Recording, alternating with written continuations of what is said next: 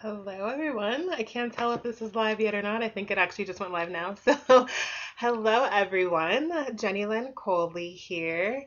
And sorry I'm on a little bit late. Of course, my computer wanted to do a fun little update right before it was time to go live. And I'm home today instead of in my office. So, to get a little creative with where to even do it because it's a house full of kids. So, the joys of always ebbing and flowing and adjusting, such is life, right? And so, how's everybody out there doing in Facebook land today? This is actually my first time doing this on the computer, and so I don't see any comments and I can't tell who's joining. So, if you hop on and you're commenting and I'm not responding, I'm not ignoring you, I promise. um, it's just there's a first for everything, right? Sometimes you just gotta go for it and then adjust and do it better the next time. And so that actually lines up perfectly with my topic and what I wanted to share with you all today. I got really inspired. So I was on a panel with some incredible women last night, and as we kind of got towards the end, they were asking about if we have any routines that we use on a daily basis just to kind of like keep the creative juices flowing, stay productive, things like that. And I have one, and I'm not always consistent about using it or when I use it or how I use it. And so then that got me thinking about the gift in that, right? Cuz like I could easily go to judging myself, right?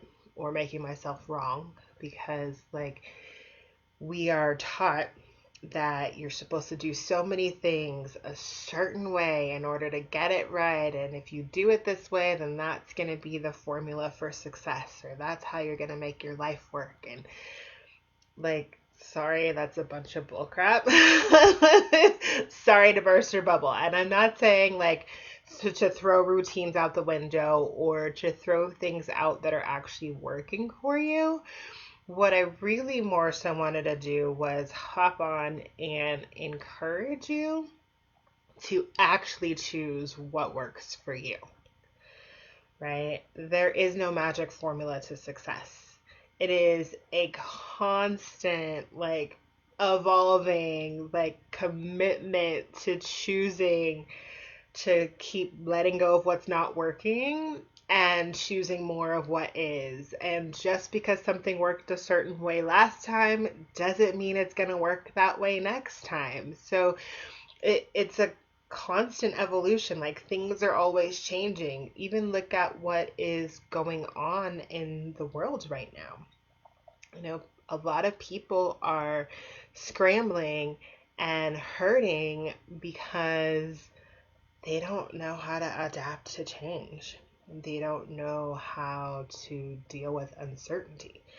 And uncertainty, doesn't necessarily make any of us feel easy, right? Because we have been taught, again, about formulas and structures and A plus B equals C. And if you do this a certain way, then this is going to be the outcome. Even the notion of like go to school, get good grades, get a good job, work for the same employer, and you'll be fine. Like that doesn't exist anymore, right? So all the formulas are always changing for everything in life. So what if there really is no set formula? And what if instead you could actually have your back in a different way and begin to learn to follow the energy? For listening to your body, for how you create your business or your career, for how you, run your family life, how you are in your relationships. Like, what if there's a greater gift in like being present in the moment? And by being present in the moment, you can actually have an awareness, a gut feeling, an intuition, whatever you want to call it, of what actually might work and what actually might create the most in that moment. Because, like, if you think about when you like are asking for things or creating things in your life, like ask and receive actually works. It actually exists. And it never, ever, ever shows up the way that we have formulated in our minds and decided that it's going to. And so, what if this is a perfect time and a perfect opportunity to like let go of some of those formulas and some of those structures and some of those must do's and have to's and should have's and could have's and would have's, and really opened up a space in your life to like relax. And not just a little bit, but like relax a lot, which I know might seem like the exact opposite of what you could or should do right now. With, there's more shutdowns happening and like more people out of work and people are freaking out and like buying up all the toilet paper again. Like, there's a lot of insanity going on. Where is that stemming from? There is a sense of fear that is being permeated, right? And a sense of scarcity, which we live in an abundant universe. Everything is abundant, right? There's more than enough to go around. And if people stopped acting like there wasn't, we would live in a very, very different world. And so when people become afraid, when they're operating from scarcity, and I've been there before, trust me. It's not like I'm judging anyone for being there. And if you're in that place, this is not a dig against you either. It's more of an invitation to breathe, like just take a deep breath and get present. Because, like, if you really stop and think about it in this moment right now, you are taken care of. You have everything that you need right here, right now. And when we start to live with regrets or anxiousness or like trying to prevent what has happened in the past, you lose access to what you could be aware of, especially of different choices you can make to create both now and in the future. Right? And you can't be in the present if you're living with regret, right? And like what it begins to do is, because you're attempting to create this false sense of security and this false sense of control, then start trying to like figure everything out to prevent, and then you might miss the whisper of inspiration, the whisper of intuition that might come in, so you'll always know what to do, what to choose, what to create, and have access to that in the present moment, when the present moment is the only thing that really actually truly exists, and where you have a choice that you can make, right? Because like the future, we're not there yet, right? And when you're living in that anxious place of trying to control and calculate and prevent, a lot of times you often end up creating the very thing you're trying to prevent from happening, because it's like a magnetic attraction, right? You start pulling it into you, even if you're not necessarily trying to do that. But like, again, everything's energy and there's an ebb and a flow in the universe. And so what if you're more powerful than you think or know that you are? And what if you can, again, breathe and let go of everything you have up until this point thought that you need to do, have to do, must do, should do, ought to do. Like, our world has changed. The universe is changing. Everything is different.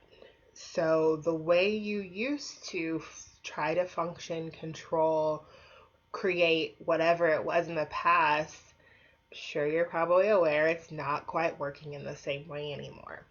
So you can hold on to that, and that's okay. That's not bad or wrong either.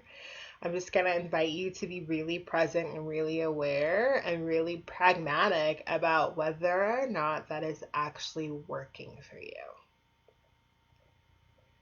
And instead of maybe looking at whatever is going on in the crazy world right now on a global scale, on a local scale, in your own personal life, what if everything that you maybe have identified as a problem is just an opportunity in disguise?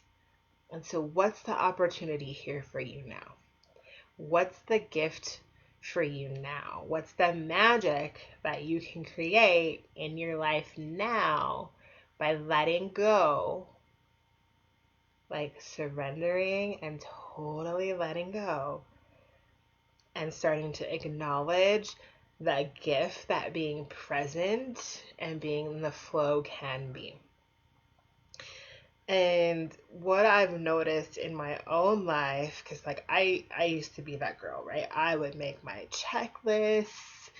When I was in college, I like would map out every course I was gonna take every semester so that I knew exactly what the plan was gonna be. And then when I added on this minor and this major, and then I would reformulate and recalculate. Like it was crazy, you guys. Like that's just one example, because it's one that like really sticks out in my mind very prevalently. But I've drafted so many different plans. It's like I experienced a lot of like inconsistency and abuse and stuff like that when I was a kid. And what naturally happens, I don't even know if I want to say naturally, but like the response that often happens in the brain and the body when a person goes through something that is traumatic is to try to figure out um, that like sense of safety and that sense of like control. Um, and so some of, after doing a lot of personal growth work and self-discovery and a lot of healing, really looked back at that and I was like, wow, man, I was really trying to figure out how I could order and control my life to keep myself safe. And like none of those plans ever worked out the way I thought they were going to, because like another opportunity would come in or something else would happen in life. And like I would have to reevaluate my course. And what I've noticed are the times that I'm willing to like let go and be in the flow with all of that, something far greater shows up. Far, far, far greater. When I'm willing to allow like other people to come in and contribute to me. And maybe today is the day to like take the day off, go spend some time out in nature, get some inspiration, reset. Or maybe I woke up a little bit late, so I didn't get to do my routine. So I'll share with you my routine since we're talking about that, or since I brought that up anyway. So in the morning, my written down routine that I have always involves some form of reading. I'm a personal growth junkie, so reading a physical book, which is what I prefer.